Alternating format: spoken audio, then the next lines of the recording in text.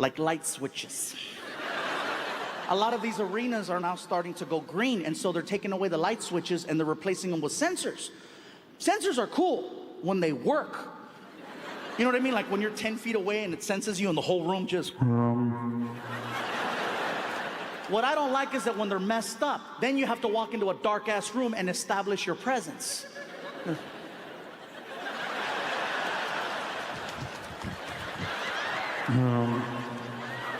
But then you stand still for 4 seconds. No. Shit! In addition, backstage, my sink has knobs on it. I have control of the temperature and the pressure of the water, which in the Chicago area I believe is very important, especially in the winter. Oh man, you guys are no joke in the winter. You need warm water when you wash your hands. You can't rely on a sensor that gives you nothing but cold water, because you wash your hands with cold water, your hands get all cryptic. Then you go outside and people are making fun of you. Look at Thriller. My dressing room, you guys, has a sink that has hot and cold. You can control the water. You can control the temperature. You can control the pressure. I hate it when they take that away from us and they replace it with that little sensor. So now, in addition to being a comedian, now I gotta be a magician. I'm not a magician, but if you watch me wash my hands, that's what I look like, you know, just... Nothing. Then you walk away. Shh. I feel like there's someone behind the mirror messing with me, like, watch this. Some places stop there. Some places keep going. I like a lot of soap when I wash my hands. I like a good soap dispenser. I like the, you know, the pump. I hate it when they take that away from us and then they replace it with that little spout that goes next to the faucet. You stick your hand under it and it gives you that little booger of soap. You know what I mean? That little moco, you put it under.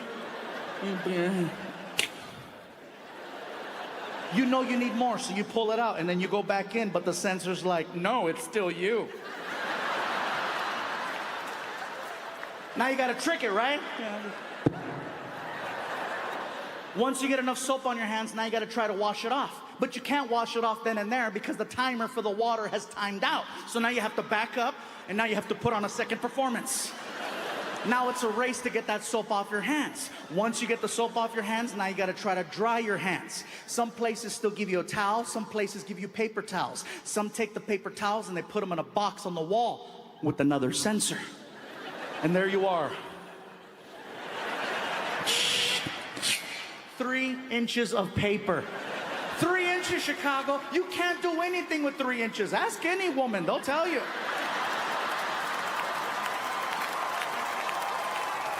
Or a guy, I'm equal opportunity. I need control of the paper. I need the crank,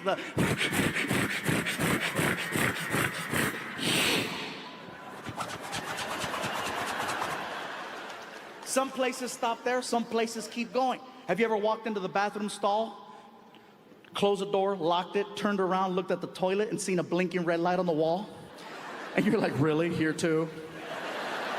All you're trying to do is get the tissue paper off the wall for the toilet seat. You take one step. I haven't even done anything. You grab the paper.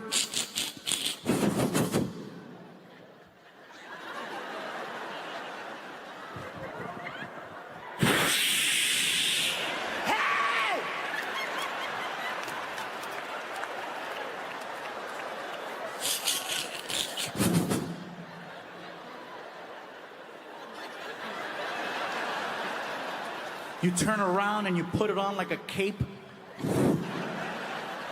And you let it slide down your back while you slowly try to time it just right. And just as you're about to sit down, somebody always walks into the bathroom and distracts you. Huh? But it's too late. Your knees are bent. And unless you do CrossFit, you're not coming back from that one. Then your bare ass touches the seat. And you're like, ah! And just when you think it can't get any worse, and all this water splashing up, hitting you right in the ass. And then the water goes down the drain and it creates that air vortex that goes right between your legs. So now you have a tsunami in the back, you have a tornado in the front, and who's the victim? Pikachu. And he's holding on for dear life. You haven't even made magic yet, and you've already been violated by plumbing. Now you do what you need to do. You finish. Now it's time for cleanup, time for maintenance. So you reach over for the toilet paper, and the problem with using the restroom nowadays is that most venues, including this one, instead of putting a human-size toilet paper roll inside of the human-size toilet paper roll dispenser, they take their ass to Costco or Sam's Club or one of these places where you buy in bulk, and they buy that giant gorilla roll of toilet paper. And then they come back here and they force it into that little tiny compartment. And then they close the door on it. So now this giant wheel is locked in place. You can't even spin it. You're just... You can't even find where it starts because they glue it. Out of desperation, you gotta pull out your car keys and cut into the side of it like a bag of cocaine on Narcos. Then you get the paper, you try to wipe.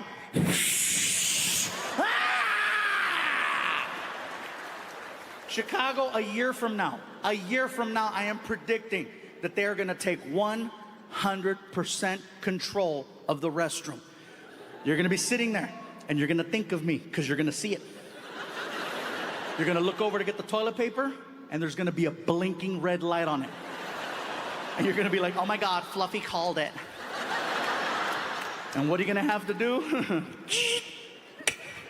One sheet.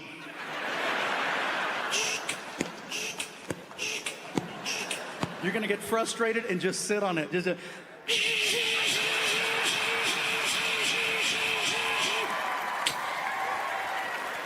Sorry, bro. I know that was a lot of culo. I threw at you right there. She's like, it's like Magic Mike. I'm so sorry, bro. That was a lot. Damn. Yeah. You guys, I understand. I understand why they do this to our restrooms, why they put sensors in places, because they're trying to save energy. They're trying to save water. I live in California. We need water, okay? We do. But some places need sensors, some places don't. Some places are good at teaching us how to conserve energy and conserve water. Some places are horrible at it. Like the hotel that we're staying at. They have a very basic thing that they do. They have a little cardboard sign that hangs on the towel rack in the bathroom. All it says is, please help save water by reusing your towel. And on the back it has a diagram and it shows you the millions of gallons of water that are saved every year when people reuse their towel. I reuse them at home. I got no problem doing that at the hotel. It's my towel. Some people don't want to reuse their towels. They're like, that towel's dirty. Well, if that towel's dirty, then you suck at showers. Because theoretically, that white towel should be white every single time you use it. But no, people like to roll it up and then go expert mode with it. And now you waste more water trying to get that out. Like I said, some places are good at teaching us how to save energy, save water. Some places are horrible at it. I was at a university not too long ago, very close to here. And this university has a lot of money. So much so that they have their own private police department that's on campus. It's only for the campus. Now that's not a big deal. There's a lot of colleges that have their own on-campus police.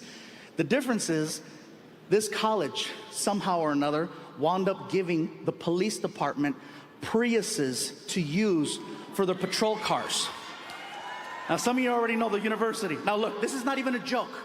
My thing is that if you're an officer of the law, it's your job to fight crime. The first thing that people see when you arrive on a scene is your mode of transportation. Your vehicle needs to establish dominance of the situation before you set 1 foot outside.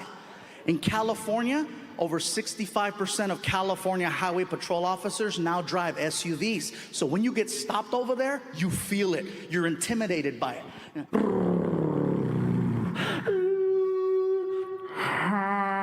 And people jump out on the freeway. Don't kill me! Now, imagine getting stopped by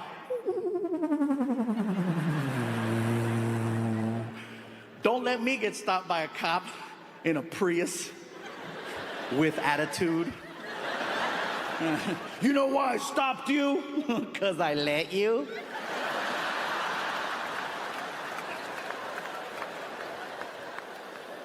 Imagine the first time they did a DUI stop, the cop probably didn't even get out of the car. He just stayed on the radio. Sir, step out of your vehicle right now. Okay, all right. Is that a Prius?